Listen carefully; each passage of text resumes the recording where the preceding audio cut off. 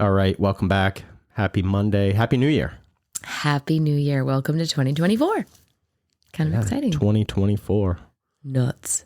I haven't seen you since last year. Huh? All right. First time recording in 2024. Yeah. Actually. So. What are we talking about today? I don't want to be put on the spot. We're talking about goal setting, right? We're going to break down a little bit of New Year's resolution type stuff. Get your planner out. So, yeah, where do we want to start with that? I can run through. So, what I typically do is create a strategy and then a plan. So, what's different about a strategy and a plan? Because it can kind of sound, I guess, like the same thing. And I don't care how people think in their head, but this is how I organize it in mine. So your strategy is like your outline. Here's what I'm going to do. And here's how, here's why it's going to work. Sort of like your theory. Okay. So you lay out, say, your plan, or say your goal includes creating more content for social media. That's or a good whatever, one. Right? You want to Relatable. You want to do some educational content, right? Okay. So your strategy is I'm going to create more content based on whatever, haircutting, blah, blah, blah, blah, blah. And I'm going to record it like in this style or whatever. You lay out all your stuff and it's going to work because my audience is looking for that content. All right. Okay. And then you have to plan it. So you think of your plan as your, a to-do list, like your action steps? Or a grocery list or whatever. So then you go through and you're like, okay, I need the equipment. What equipment do I need? So you're kind of planning what you need to execute it. I need to familiarize myself with the equipment. I need to practice, maybe doing some practice recordings. And then I want to get, say your goal is one piece per week. So then I need to record. How many of those do you need to record? Do you need to edit those? So you just make your list. I love it. And then you have something tangible to follow. And I find that this works 100% of the time. And when I don't do it, it doesn't work. Surprise, surprise. Yeah. So I think that's why a lot of people fall short, because they start with that strategy sort of step, but they never actually plan anything. Right. And then it's very difficult to execute when you don't have a plan. I also feel when people come into a new year, they think there's this sprint that can happen to reach all their goals right away. And they don't understand why by January 20th, they're burnt out and they're falling on their face and they can't keep up with their plan because it was too intense.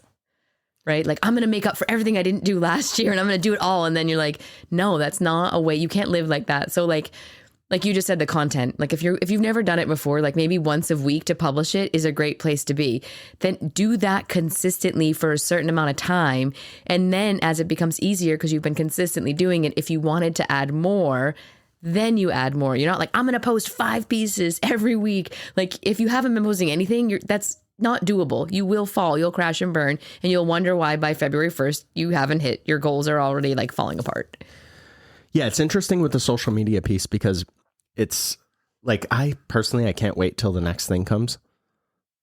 Social media is just, it's cool. I'm not knocking it. The people that take it seriously, I think is cool. There's a lot of great content creators out there. We've just started sort of upping our content. So I wasn't necessarily exactly crystal clear on what that will look like heading into the new year. We've recorded now using video, but we're in the figuring stuff out, or I am. Yeah. To be honest, you just have to show up.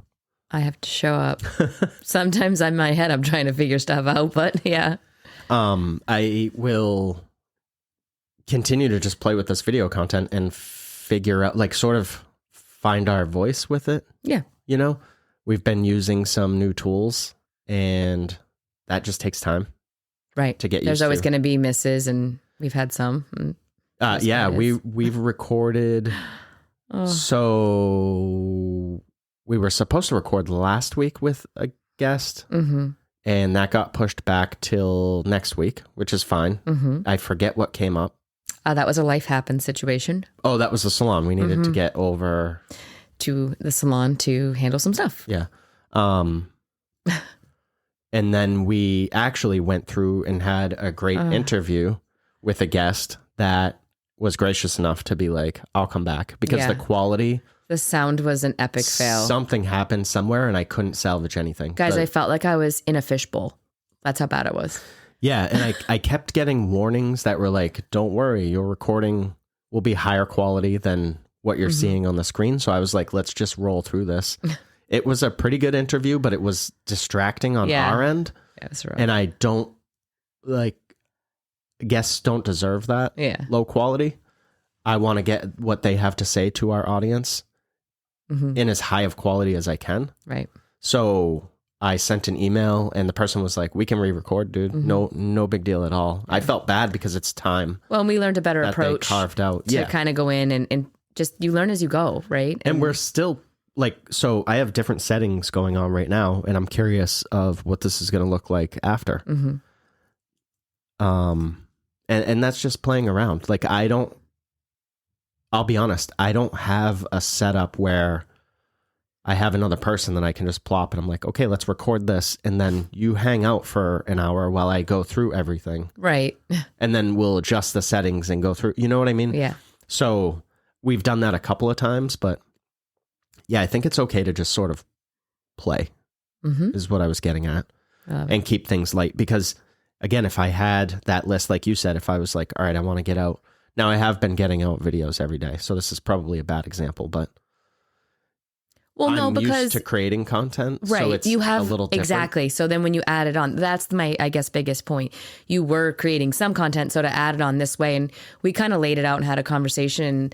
I think you saw some traction with it too. And you're like, this is working. So that's the other part. Like sometimes you don't see traction or you don't see any gains from what you're doing. So you just fall off when you don't realize when those gains are going to come. And the consistency is important for that to happen. In this case, I think you saw some traction right away. So it probably kept the motivation and the movement going. I think the hardest part is when people put out content and they're just feeling like it's not doing anything for them. Well, it may not do anything for you today, but the consistency, if you're still doing it every week, you may see a return on that in a couple months. And you're like, wow, I'm so glad I stayed with that.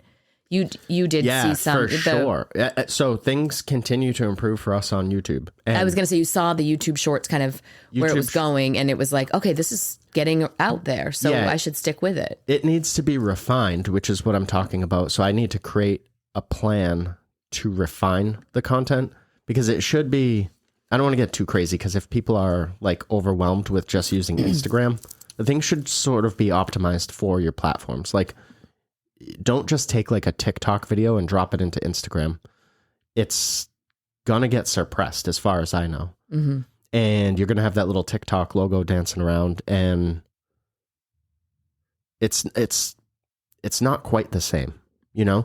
So what I started doing is making content focused on like YouTube shorts, and we would get some views, like a few dozen views. And I was like, all right, it's like out there. Right. And I'll learn and go.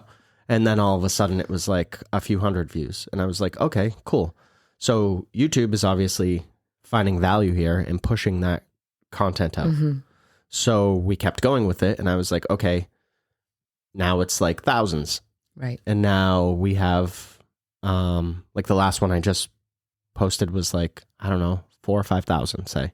So it's like, okay, starting to get some traction. We don't have a lot of subscribers on YouTube, but I've noticed each day it kind of creeps up by like 1 or 2, you know? And like that helps with keep you motivated, because you're like, it's feel those, like you're reaching it's people. those baby steps. And where I was going with that before I totally forgot was that some videos that we post on like YouTube, for example, a short, they don't get any likes. Right. They don't get anything. They don't get any engagement. And it's like very similar to the other videos. So I haven't like fine-tuned it. You can go in, there's YouTube Studio app for your phone, and it gives you the in detail, like, oh, that's cool, where people are swiping. So you can look at your video, say it's a 30-second short. If people are only making it to 10 seconds, you're like, what's at 10 seconds? Or like, why did I not get to the point quick enough? Things like that. So kind of look at those metrics. Yeah. But what we're doing is we're taking our podcast, which is long form content, obviously, and we're repurposing it. So we're taking those clips out. So be smart with your stuff too, to create, you can create a workflow that makes things easier for you. Like I don't create necessarily for Instagram, for YouTube, for Facebook, whatever, separately. We record here. We're recording video now. And then I chop that up into Instagram Reels, into YouTube Shorts. And I just repurpose it that way. That's cool. And then I want to publish the videos on YouTube in long form as well. I have the last like 2 or 3. But I'm just working through like the learning curve, really, of what is this? What do I want this to look like, and all that stuff. And honestly, we don't have a massive audience, so I don't feel any pressure to be like, we have to pump out these videos. Right. You know, I'll sort of feel it out over the next few weeks, months, whatever we need. It won't be months, and then get that stuff out there. But I am consistent with the shorts and with Instagram, which is something that we, I guess, promised ourselves that we were going to do. Yeah. The consistency part of it, I think, is where most people fall off. And the honest effort. Like, so you are consistent for, like, I see this a lot. I notice this with our staff too. So, and other people, you won't post for like a year. I was just thinking this too. And then all of a sudden you post like 20 pictures within 5 minutes. Yeah. That's not going to really help you. That was 20 days worth of stuff. Yes. Be slow and steady. Like just decide, I have 20 pieces of content. Every Monday I'm going to put a piece out. You're all set for the next 20 weeks. That's awesome. Yeah. I would probably do more than one a week to stay relevant. But I absolutely despise when people talk about algorithms and stuff like that. But they do exist, and they do reward that consistency piece and frequency. Right? Consistency and frequency are 2 different things. Right. So you can't be like, I've posted 19 posts so far this year, but you posted them all in one go. Right. You're not going to be rewarded for that. The platforms are going to be like, okay, like, what do I, they're not going to push 20 pieces of content to one, to everyone, you know? I don't think people always think of it like that, but hopefully that's a takeaway that they can relate to, like, oh, that makes sense. And everyone's always like, I need to work on my social media. I'm pretty sure in Instagram you can schedule posts now too. So can you? I think so. I think I saw that the other day. That makes sense. I pre-do mine and then I have them on my phone so that they're ready, and I just caption it and then I can post from there. I don't put that much effort into That's it. kind of my workflow, but well, you don't have to, because I do this. I know. It doesn't need to be 2 of us. I put some on my page, just little things here and there for fun. You were talking about, since we're here and keeping things light. Yes. You were talking about creating some new content in the new year. I was. I mean, I would like to. Well, why don't you promise everyone right now? I would like to put out some educational pieces of like things that I do, like some of my haircuts and certain things, and I guess tips and tricks to help people. Help people become a 6-figure stylist. Help people. I mean, sure, if you want that help, I can help you do that. I definitely know how to do that too. Yeah, I guess I guess full circle, like I'd love to help. I think there's a lot of content out there that is above and beyond what people actually want. So my goal is to get some content out there that What do you mean? Too complicated or too complicated, stupid? It doesn't make sense. I don't know. It's not relatable. Fucking like stupid, to be honest. It's just stupid. Yeah. So like I'm in the salon. I am behind the chair 3 or 4 times a week. Like I am working on regular people every day, all day, we'll say. So I do, like, I guess I call it regular hair, but I do stuff that is seen in real time. So I feel like I have... What does that mean? Stuff that's seen in real time? What do you mean? Not like, is the word avant-garde? Like you go to these classes and there's like these haircuts that you'll never do on your clients, or they're teaching you stuff that you're never able to bring back to your salon. And maybe you get a little inspiration out of it. But for me, most of the time, it's a waste of my time because it's not something I can relate to the people I'm working on. And that's the game I want to step up, is the people that are in my chair. Not like, cool, I saw some cool haircuts, but I can't do anything with it. So I would like to start to work on getting education out there that's just even a basic step up your consultation, a way to like look at blow drying differently. Nobody's ever going to step up their consultation. It doesn't matter. They cannot listen to that one. I don't care. It's important to me. Or maybe you're like, wow, I just realized I did this work and the consultation, I missed something. Oh, I remember Jen posted that. I need to step up my consultation. Like maybe you get a piece out of that. How to do a regular long layered haircut that doesn't have to be so insanely crazy that you can do it really simple and it's really good, you know, how to just foil some hair and some tricks to get that better. Like just things like that can help anybody and everybody. You could be in your career for as long as me and it still helps you. Cause like, I forgot how important that stuff was. But I have to carve out the time and find a place to start recording that stuff. So, and what does that look like for you? Do you know yet? I think honestly, it would really be us getting a sitter because I would need your help and getting into the salon and just putting it together. Like I have to lay out my head. I need to like lay it down on paper and then just getting the content. You should just record one of your classes. If you do a cutting class, just record it. Yes, I could do that too. There's a long form content right there that you can chop up and use. Which I'll be doing some of, I think, shorter haircuts in the new year with our staff. So I could start with that. Yes. Do you have any sort of view of what it will look like, how it will sound, how it will feel, the content? There are a lot of options. I think a lot of people want to point a camera, click, and then they are like, they just post that, and that's cool. But you could say you did a haircut. If you really want to simplify things for people, you can just do the haircut and then voice it over after. That would be cool. So you're just going through it. So here I'm doing this because of this, because sometimes when you do it in real time, things get kind of weird. Yeah. You know, but if you do it in post-production after, you are able to pause a video, but still talk. Right. You know, and that's, you're not going to be able to... Well, look at that. We're already developing this plan. Yeah, I'm just brainstorming. I like it. What else? Anything else? So I know we're trying to keep these short so we can wrap this up. Yeah. So for me personally, I need to get a planner because I plan out on paper. I use a literally old school. I need a 2024 paper planner. Ask Santa. I think I did actually. So I'll let you know if I get it. Okay.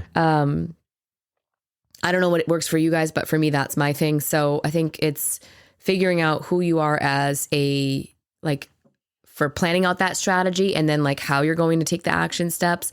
What does that look like for you? Like I said, for me, it's getting a planner, starting writing stuff down. So, and then I got to lay out some content because it'd be fun to give you some cool stuff in 2024. Any business stuff or just haircutting, consultation, color? Yeah, for sure. All of it. And we could put in business stuff if you want to collab with me. I mean, well, I was kind of joking about the 6 figures because I mean, see that and people are like on social media, they're like, I can teach you how to be 6-figure stylist. And I'm like, you're not? Like a lot of the people I know are like, they're fucking busy and they are, but I guess I hang out with, so through association, like the majority of the people that I know have been doing hair for a really long time.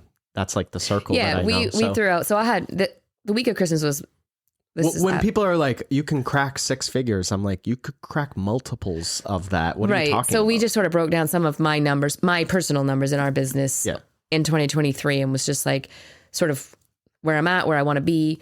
And those are my personal goals within our business, right? Because I have, I treat myself as a stylist in the business. I have personal things I want to hit, whatever. Yeah, of course. And Todd like kind of did the math and was like, whoa, you could be here. And I was like you're on your way. So yeah, can I speak to that? For sure. I've been doing hair 25 years now. So if your goal is to be a 6-figure stylist, we can definitely have... Double that. Triple that. Yeah. If you want me to open my book so you can see my numbers, I'm happy to do that. And I can tell you what I do. And here's where I would be though. I'm not going to tell you how to get there, but I can advise you of what I did and you could figure out your own plan of what's going to work for you so that you're on your own journey. Everybody's going to be personal. It's not like because what worked for me might not work for you, but I can give you the footsteps or a layout for that and then implement like how are you putting your spin on it so that your journey is still fun for you and not feeling like a job, like you're still being creative and you're hitting your goals and that. But that's a great course to create because when we mentor people, we don't just give the answers. We're very much you got to use your mind. Well, what do you want to do here? Or how do you, like, I know there are like companies that will focus on Pricing structure. That was a big one, right? Last year or the year before, whenever. Yeah. And everyone's arguing about pricing structure. So fucking pick one. Yeah, And it doesn't matter. Like just have a why, have a reason for what you're picking, but just pick one and go with it. And then if that doesn't work, you can change it, but you have to do something. Absolutely. And I don't buy into cookie cutter at all. So I do not agree. think what one pricing structure works for every business. Like that's not a thing. I see a lot of people arguing over commission versus rental. I don't care. Just do what you think is right for you. And we can always fix it after. Right. So if you go off and you rent a chair and you're like, I'm so happy, this is the best. 2 months later, you're like, this sucks. Right. I would say, okay, that's 2 months. Give it a little bit of time. And then if you're not really into it, we can figure out how to get you back behind a chair working for someone else. And there's nothing wrong with that either. Like it's not everyone is cut out for one thing. There are some people that probably shouldn't be employees either because they're just not good employees. Right. If you're not a good employee, you're not going to be good on your own. I'll tell you that. But at least you don't have somebody else I get a tiny human that you follow. You know what I mean? Agreed. Anyways, I guess that's it. Yeah. Happy If New you Year. need some help with some goal setting, let us know. It's not even Christmas yet, but by the time this comes out, it'll be 2024. Can't wait.